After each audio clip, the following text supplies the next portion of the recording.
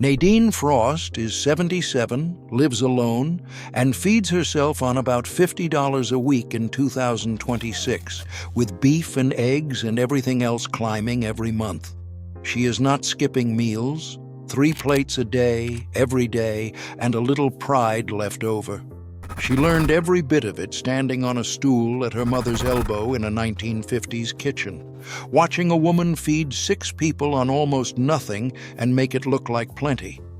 Her neighbors assume she has help she isn't mentioning. She has her mother's habits. The one habit her mother swore by above all the rest is number 1 on this list. A 1950s housewife could stretch $1 until it begged for mercy, and she never once thought of it as genius. She just called it running a house. Then convenience food arrived and quietly talked us out of every skill she had. Now, with prices climbing, those skills are exactly what a senior needs. Nadine's mother's habits run through everything that follows. Number 16 turns 1 cheap cut of meat into a week of dinners. Number 14 is a free cooking fat sitting by the stove. And number 1 is the habit that makes $50 a week actually reach the end of the month. These 20 habits aren't about going hungry, they're about making a little into plenty. Hit that subscribe button. Let's count them down. Number 20. Plan the whole week before you shop. This was the cornerstone of every 1950s kitchen, and it's where the $50 begins. You sit down once a week, plan 7 suppers around what's cheap and what's already in the house, and build the list from the plan. You check the sale flyer first and let the lowest prices decide the menu. Nothing extra comes home, and nothing already home spoils. Nadine plans her week in pencil on a pad by the phone, the way her mother laid out meals against a tight budget. A planned week is the difference between making the money reach and coming up short by Thursday.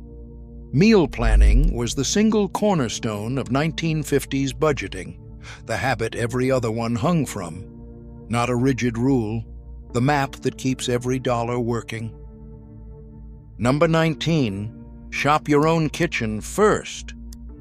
Before she wrote a single thing on the list, the 1950s housewife looked at what she already had. You shop the pantry, the fridge, and the freezer first, and buy only what's genuinely missing. Most people buy duplicates of things sitting in the back of the cabinet. Nadine pulls everything to the front of the shelf before every trip, and often finds half a meal already there. Her mother knew every item in that kitchen by heart. A pantry first week every so often clears out what would otherwise expire in the back. Not starting the list at the store, starting it at home with what's already paid for. Number 18. Build every meal on the cheap staples. The 1950s pantry stood on rice, beans, oats, cornmeal, and eggs. The foundation a tight budget is built on. A $2 bag of dried beans makes 8 to 10 servings. A tub of oats lasts weeks. Eggs are protein by the dozen. You build every plate on these and add small amounts of everything else, so a little meat flavors a whole pot instead of feeding 1 plate.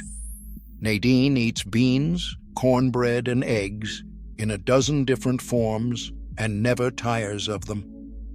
Her mother fed a whole family on exactly these through years far leaner than now. Cornmeal alone becomes cornbread, fried mush, or a coating for whatever meat there is. Not poverty food, the cheapest, most filling nutrition the store sells. Number 17. Cook everything from scratch. The 1950s housewife made it herself, because packaged food cost far more than the ingredients inside it. You keep flour, not the mix, and turn it into bread, biscuits, and pancakes for pennies against the store price. Store-bought baked goods were a luxury in the 50s, and they still carry the steepest markup in the aisle. A loaf baked at home costs a fraction of the $3 loaf on the shelf. Nadine bakes her own bread twice a week, and the smell of it carries her back 60 years. Her mother's kitchen ran on flour, sugar, eggs, and know-how. Baking from scratch also lets you control the ingredients and skip paying for packaging. Not more work than it's worth. The same food minus the company's cut. Number 16, buy 1 cut of meat and stretch it all week. This is the trick that made meat affordable in the 50s, and it still does. You buy 1 larger, cheaper cut, a pot roast, a shoulder, and portion it across the week. Roast the first night, sandwiches the second, the rest folded into soup or hash. A tough cut given time comes out tender for a fraction of the price of a steak. 1 cut becomes 3 or 4 meals instead of 1. Nadine buys a cheap roast on sale and it anchors her whole week of suppers. Her mother could make a single Sunday roast last until Wednesday. Buying the larger cut and portioning it is one of the oldest tricks for feeding more mouths on less. Not a splurge on meat. 1 low purchase stretched the length of a week. Before we go on, I made something special for you. Guides for people like us who still believe the old ways mattered. They're the forgotten money habits our grandparents lived by, tricks that could save you thousands a year. But this knowledge is disappearing, and once it's gone for good. I've put together 2 books for you plus a free bonus. Imagine how much you could save over the next year by starting today. Scan the QR code on screen now or click the link below. I'll wait. Number 15. Buy the whole chicken, never the parts. A butcher-ready bird costs far less per pound than the pre-cut pieces, and the 1950s housewife used every bit of it. You roast it for dinner, pull the rest for sandwich meat, and save the carcass for stock. 1 $5 to $7 chicken becomes dinner, lunches, and the base of a soup. Nadine roasts a chicken on Sunday and eats from it, in one form or another, most of the week. Her mother taught her a bird was 3 meals and a pot of broth, never 1. The bones alone, simmered down, become a soup that feeds her again. Not the expensive fillet. The whole thing, worked down to the bone. Number 14. Keep the bacon fat tin by the stove. A can of rendered bacon fat lived beside the stove in nearly every 1950s kitchen, a free cooking fat with more flavor than most oils, and it keeps for months. You pour off the grease from breakfast into a tin and use it to fry potatoes, grease a pan, or flavor a pot of greens. Cooking fat bought separately is an expense the thrifty simply never had. It costs nothing because you already bought it inside the bacon. Nadine's tin sits right where her mother's did, dull silver and always half full. A spoonful turns plain vegetables into something worth eating, and refrigerated the tin keeps for months. Not grease to throw out. A free ingredient most people pour down the drain. Number 13. Make your own stock from bones and scraps. The chicken carcass, the beef bones, and the vegetable trimmings that most people toss were the raw material for rich homemade stock. You keep a bag in the freezer for scraps, and when it's full, a pot of water and a couple of hours turn kitchen waste into a base that beats anything from a carton. It costs nothing beyond what was headed for the trash. Nadine makes a pot of golden broth from her scraps every couple of weeks, the start of a dozen future meals. Her mother never once bought stock in her life. A couple of hours of simmering turns a bag of trimmings into the base of a dozen future meals. Not waste. The free foundation of soup after soup. Here is the strange thing history proved, and it's the whole reason these habits matter. When convenience food swept in after the 1950s, the grocery bill did not go down, it went up. The National Women's History Museum documented it plainly. Women happily bought more and more packaged, processed food and spent more doing it, while the companies promised the savings on leftovers would offset the higher price. They never did. What actually happened is that a whole generation traded away the skills that fed a family on almost nothing and paid a premium to have a factory do the work their own hands used to do for free. That is the trap Nadine's generation was sold. And here, in 2026, with grocery prices about 3% higher than a year ago and millions of seniors below the poverty line, those discarded skills are the difference between eating well and not eating at all. The genius was never lost. It was just set down. Number 12. Keep a leftover night every week. Thrifty 1950s households built one night a week around finishing whatever the refrigerator held. You fold the odds and ends, a little meat, some vegetables, a cup of rice, into a soup, a hash, or a casserole. So nothing spoiled sits forgotten in the back. It quietly shaves a full meal off the weekly shop. Nadine's Friday is leftover night, and it's often the best meal of her week. Her mother called it kitchen sink soup and never wasted a scrap. Soup and casserole were the great equalizers, turning small amounts of food into filling meals. Not a lesser dinner. A free meal built from what would have been thrown away. Number 11. Run a kitchen that wastes nothing. On a tight budget, a wasted scrap is a missed meal. And the 1950s housewife treated it that way. The stale bread becomes crumbs or pudding, the wilting vegetable goes into the pot, the last of anything becomes tomorrow's lunch. Nadine throws away almost nothing, the way her hands simply won't let her. Over a month, that discipline alone is several meals saved from the bin. Her mother could read a hard week in how little went to waste. The average household throws away over $100 of food a month, all of it already paid for. Not thrift for its own sake. The plain refusal to pay for the same food twice. Number 10. Can the peak season produce?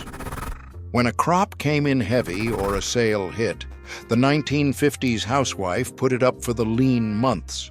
You buy or grow produce when it's cheapest and can it. Tomatoes, beans, peaches, for the winter when the same food costs triple. A jar sealed in August costs an afternoon. The same food in January costs real money. Nadine cans tomatoes every fall, and her shelves glow with jars she sealed herself. Her mother's cellar held 100 jars by October. Canning takes a learning curve and tested recipes, but it fills a pantry with food bought at the year's lowest price. Not an old-fashioned hobby, buying food at its lowest price and eating it at its highest. Number 9. Freeze the surplus when it's cheap. When a sale hit or the garden overflowed, the thrifty froze the surplus for the months ahead. You buy extra at the low price. Berries, corn, greens, meat on markdown, and freeze it flat for later, when it would cost far more.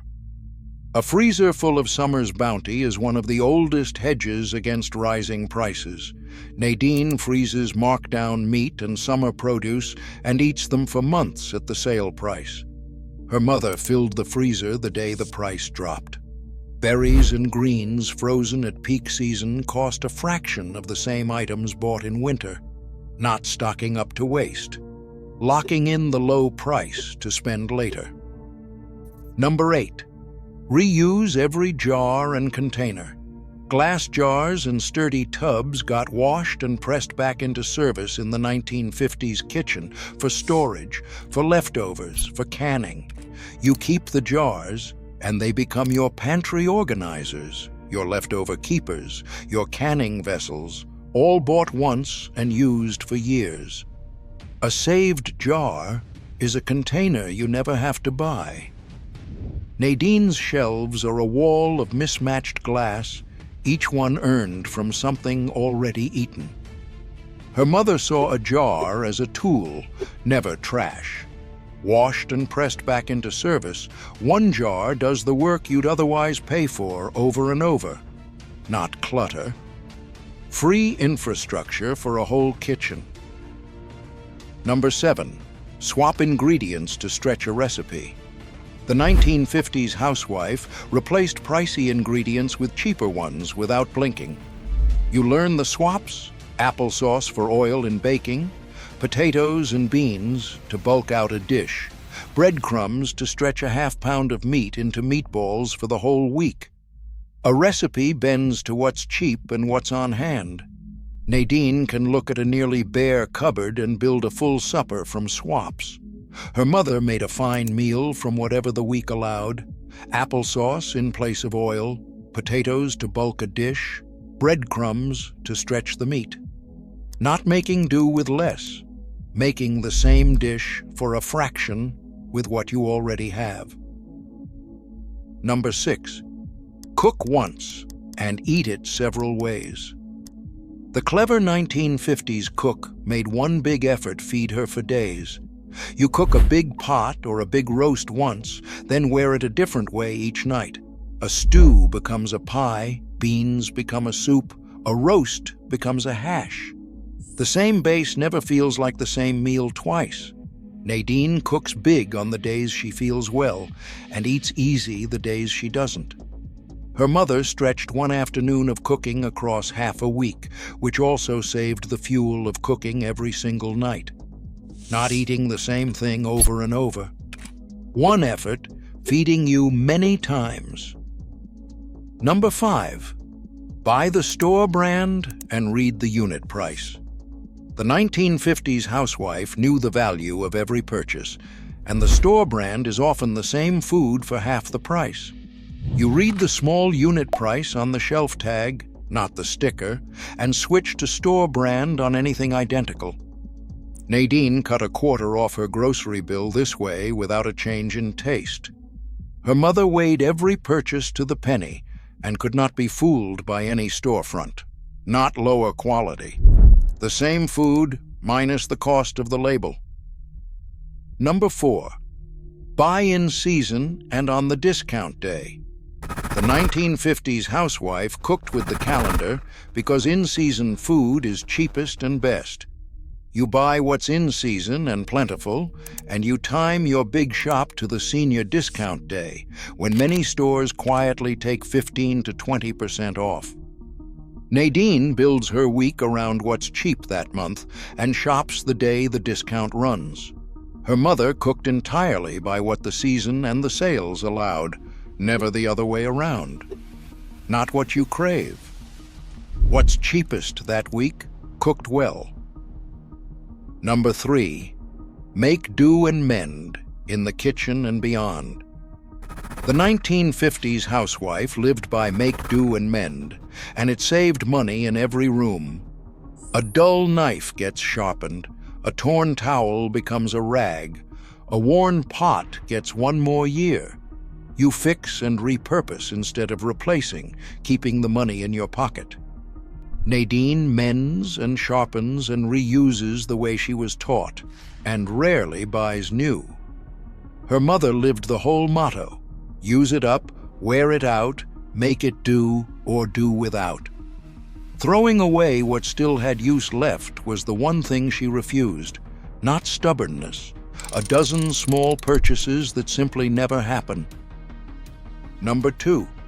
Claim the food help that sits under the $50. Here is the honest truth a 1950s housewife would tell you today. Even her skills need a floor to stand on. You apply for SNAP, which for a senior living alone runs up to nearly $300 a month, and sign up for the free senior food box and the farmer's market coupons. Together, they carry a real part of the load, so your $50 only has to cover the gap. $58 billion in benefits goes unclaimed by older adults every year, most of it for want of a single form. Nadine claims every one of them and feels no shame because she paid in for 50 years. 9 million eligible seniors miss SNAP alone. most because they assume they earn too much. Her mother would have called leaving that food unclaimed plain foolishness, not charity. The floor that makes $50 actually reach. Number 1. Plan the whole week and let nothing be wasted.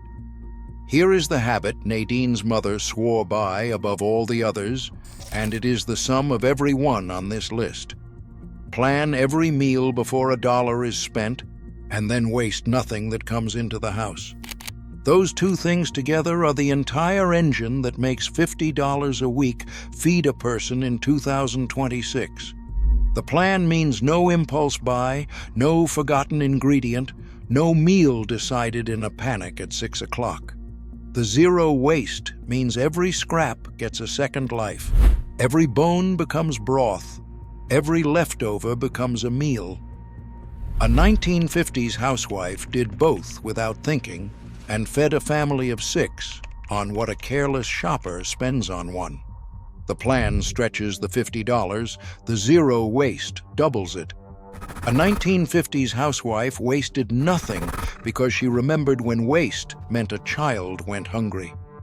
Nadine's mother ran her whole kitchen on those two rules and never once let her children feel the lack, and everything Nadine needs to feed herself on $50 today, that woman taught her at the kitchen table 70 years ago. Plan it all, waste nothing. Everything else on this list is just a way of serving those two rules. That is the whole secret. None of this required a big check, a store full of gadgets, or a single dollar Nadine didn't already have. It required attention, the willingness to look at food and money plainly, without shame and without fantasy, the way her mother did every day of her life. The 1950s housewife understood something the modern world spent 70 years trying to forget. Comfort is not the same as security. Convenience is not the same as freedom. The ability to buy anything you want is worthless beside the ability to make a little into plenty with your own two hands. Nadine Frost feeds herself on $50 a week and eats better than people who spend 3 times that because she never lost the skills the rest of us traded away for packages and promises. Her mother ran a whole household on those habits and made scarcity look like abundance. And on her street, she was not the exception. She was the rule. They were never the poor ones. We are the ones who forgot how to make enough out of almost nothing. Nadine never forgot, because her mother never let her, and now, when a small check has to feed a whole month, that memory is worth more than money. She learned it at a kitchen table 70 years ago, and it feeds her still.